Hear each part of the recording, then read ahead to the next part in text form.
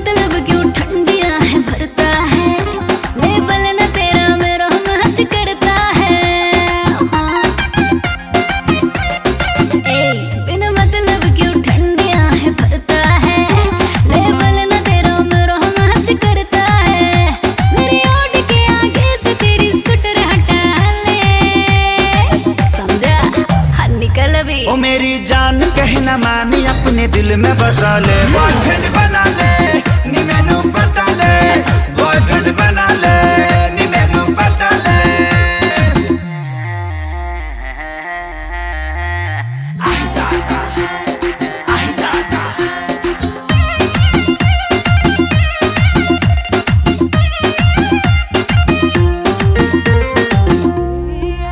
पहले फेस जाके देखा अपना मिरर में, उसके बाद आके डूब मेरे फिगर में।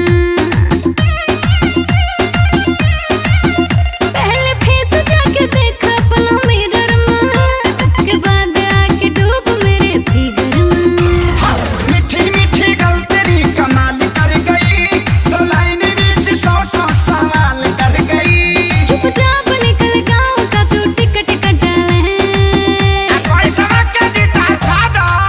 ओ मेरी जान कहना मानी अपने दिल में बसा ले, बॉयफ्रेंड बना ले नी मैनू पटा ले, बॉयफ्रेंड बना ले नी मैनू पटा पटा पटा ले।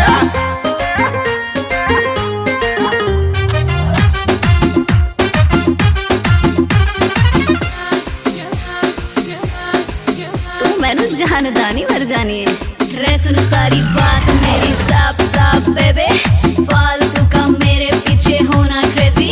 मेरी सुबह भी क्लब से शाम भी क्लब से, तू सोच लेना मैनू की लेना देना लब से। जानता हूँ मैं सब जानता हूँ, पैसे वाली तू गाड़ी वाली तू रंग में रहती है, मैं भी देहाती देसी गवाटी बोल क्या कहती है। मेरी बॉडी से तू सटेगी पक्का है, मुझसे ही पटेगी ये तो और पक्का है। जो बढ़ रहा है बीप तेरा उसको घटा ले, जा डॉक्टर के पास जा। ओ मेरी जान कहना मानी अपने दिल में बसा ले, बॉयफ्रेंड बना ले नी मैनू पटा ले, बॉयफ्रेंड बना ले नी मैनू पटा पटा पटा ले। बॉयफ्रेंड बना ले। समझा?